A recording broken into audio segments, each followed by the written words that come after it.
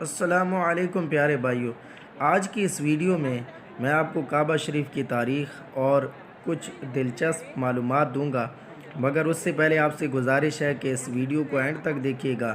اگر یہ ویڈیو آپ کو پسند آئے تو اس ویڈیو کو لائک کریں اور میرے چینل کو سبسکرائب ضرور کریں۔ پیارے بھائیوں، جب حضرت آدم علیہ السلام بحشت سے زمین پر تشریف لائے تو بارگاہ الہی میں عرض کی کہ خدایا، میں یہاں نہ تو ملائکہ کی تسبیح و تکبیر سن سکتا ہوں اور نہ کوئی عبادت گاہ دیکھتا ہوں۔ جواب الہی آیا کہ جاؤ، جہاں ہم نشان بتائیں وہاں کعبہ بنا کر اس کے ارد گرد طواف بھی کر لو اور اس کی طرف نماز بھی ادا کرو۔ حضرت جبرائیل علیہ السلام ان کی رہبری کے لیے ان کے ساتھ چل پڑے اور انہیں وہاں لائے جہاں سے زمین بنی تھی، جس جگہ پر جھاگ پیدا ہوا تھا، اور پھر وہی جھاگ پھیل کر پوری زمین بنی۔ حضرت جبرائیل علیہ السلام نے اپنا پر مار کر 7ویں زمین تک بنیاد ڈالی، جس کو ملائکہ نے 5 پہاڑوں کے پتھروں سے بھرا۔ بنیاد بھر کر نشان کے لیے چاروں طرف کی دیواریں اٹھا دیں۔ اس طرف آدم علیہ السلام نماز بھی پڑھتے رہے اور طواف بھی کرتے رہے۔ طوفان نوح علیہ السلام تک کعبہ اسی حالت میں رہا۔ طوفان نوح علیہ السلام کے وقت عمارت تو آسمان پر اٹھا لی گئی اور یہ کعبہ کی جگہ اونچے ٹیلے کی طرح رہ گئی، مگر لوگ پھر بھی برکت کے لیے یہاں آتے تھے اور آ کر دعائیں مانگتے تھے۔ پھر حضرت ابراہیم علیہ السلام کے زمانے تک کعبہ اسی حالت میں رہا۔ جب حضرت اسماعیل علیہ السلام اور حضرت ہاجرہ علیہ السلام آ کر اس میدان میں ٹھہرے اور ان کی وجہ سے یہاں کچھ آبادی ہو گئی، تب حضرت ہاجرہ علیہ السلام کے انتقال کے بعد حضرت ابراہیم علیہ السلام کو حکم ہوا کہ اسماعیل علیہ السلام کو ساتھ لے کر یہاں عمارت کعبہ بنائیں۔ اس کی نشانی اس طرح فرمائی گئی کہ ایک بادل کا ٹکڑا بھیجا گیا تاکہ اس کے سائے سے کعبہ کی حد مقرر کر دی جائے۔ حضرت جبرائیل علیہ السلام نے اس سائے کی مقدار خط کھینچا اور ابراہیم علیہ السلام نے اس خط پر زمین یہاں تک کھودی کہ بنیاد آدم علیہ السلام نمودار ہو گئی اور اس بنیاد پر عمارت بنائی۔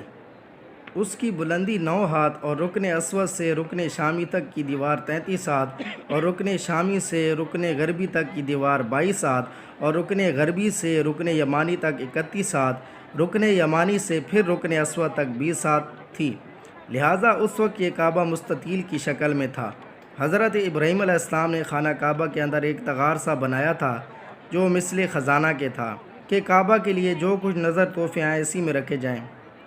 اس وقت کعبہ شریف کے 2 دروازے تھے، ایک داخل ہونے کا، دوسرا نکلنے کا، اور اس وقت کعبہ بنانے والے خلیل علیہ السلام تھے اور ان کو گارہ پتھر اٹھا کر دینے والے اسماعیل علیہ السلام تھے، اور اس عمارت میں 3 پہاڑوں کے پتھر لگائے گئے۔ ابراہیم علیہ السلام سے پہلے کسی نے یہاں عمارت نہ بنائی تھی، مگر آپ کے بعد بہت دفعہ اس کی تعمیر و مرمت ہوتی رہی اور اس میں حالات کی وجہ سے کچھ تبدیلیاں بھی ہوئیں۔ مثلا اس کی اونچائی دگنی کر دی گئی، دروازہ 2 کے بجائے 1، اور اس کا رقبہ بھی کم کر دیا گیا، لیکن بعد میں پھر اسے پرانے رقبہ میں ہی تعمیر کیا گیا۔ پیارے بھائیوں، خانہ کعبہ دنیا کی مقدس ترین جگہ ہے۔ روزانہ ہزاروں افراد 24 گھنٹے خانہ کعبہ کا طواف کرتے ہیں۔ پوری دنیا کے مسلمان خانہ کعبہ کی طرف منہ کر کے نماز پڑھتے ہیں۔ میں آپ کو خانہ کعبہ سے متعلق کچھ ایسی معلومات دوں گا جن کے بارے میں آپ میں سے بہت کم لوگ جانتے ہیں۔ مکہ فتح ہونے سے پہلے عثمان بن طلحہ وہ شخص تھا جس کے پاس کعبہ شریف کی چابی تھی۔ ایک دن حضور پاک صلی اللہ علیہ وآلہ وسلم نے اس سے چابی طلب کی تھی، مگر عثمان بن طلحہ نے نہ دی۔ حضور پاک صلی اللہ علیہ وآلہ وسلم نے فرمایا، میرا دل چاہتا ہے کہ کعبہ کے اندر جاؤں اور نوافل ادا کروں۔ اس نے چابی نہ دی۔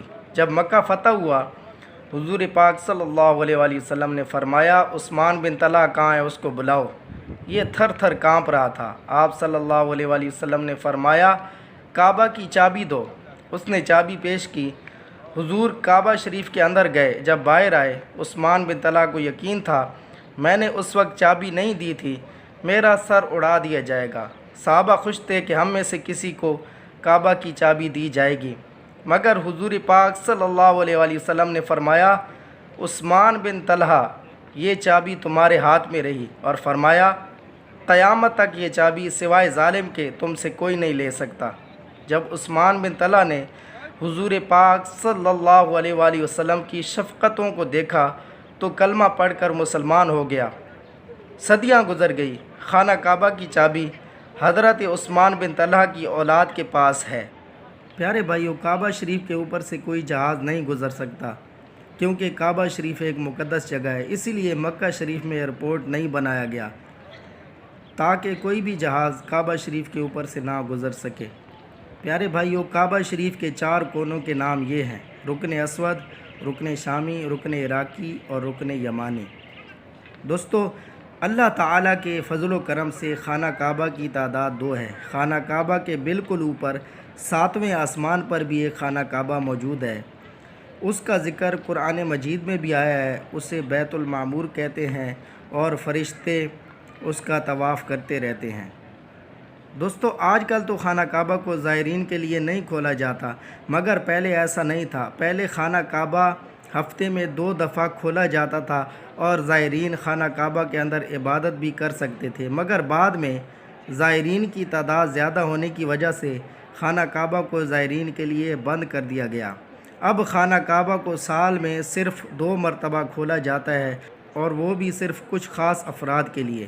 پیارے بھائیو، ایک زمانے میں خانہ کعبہ میں تیراکی کر کے طواف کیا جاتا تھا۔ اس کی وجہ یہ تھی کہ خانہ کعبہ کے وادی کے نچلے حصے میں ہونے کی وجہ سے دیگر مسائل میں سے ایک مسئلہ یہ بھی تھا کہ اس وقت یہاں سیلاب کی روک تھام اور نکاسی آب کا نظام موجود نہیں تھا، لہٰذا شدید بارشوں کی وجہ سے خانہ کعبہ آدھا پانی میں ڈوبا رہتا تھا، مگر ایسی صورت میں بھی خانہ کعبہ کا طواف نہیں رکتا تھا۔ مسلمان خانہ کعبہ کے اندر تیراکی کر کے خانہ کعبہ کا طواف جاری رکھتے